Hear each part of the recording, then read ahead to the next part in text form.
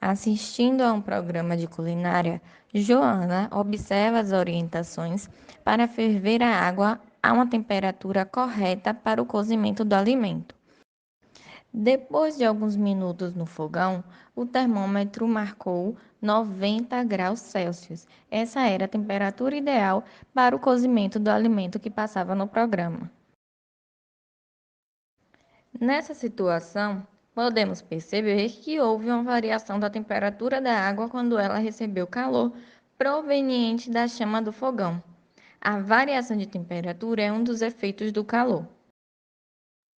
Quando um corpo recebe calor, sua temperatura aumenta, e quando um corpo cede calor, sua temperatura diminui. Outro efeito do calor é a variação de volume dos corpos. A variação de temperatura pode provocar alterações no volume de corpos que se encontram no estado sólido, líquido e gasoso. Quando a temperatura de um corpo aumenta, seu volume também pode aumentar.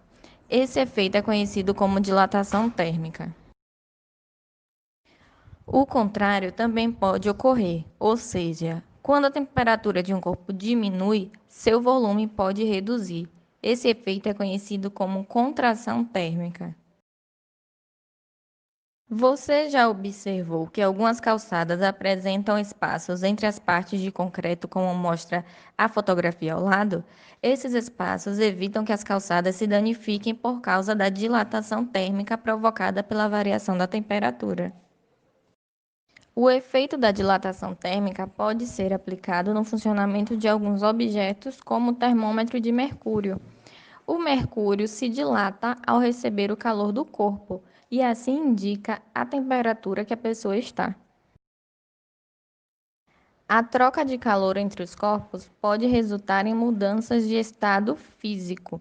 Vamos ver as mudanças de estado físico da água.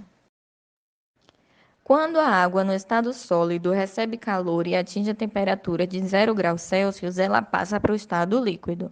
Quando a água no estado líquido recebe certa quantidade de calor e atinge a temperatura de 100 graus Celsius, ela entra em ebulição e passa para o estado gasoso. Quando a água no estado líquido cede calor e atinge a temperatura de 0 graus Celsius, ela passa para o estado sólido.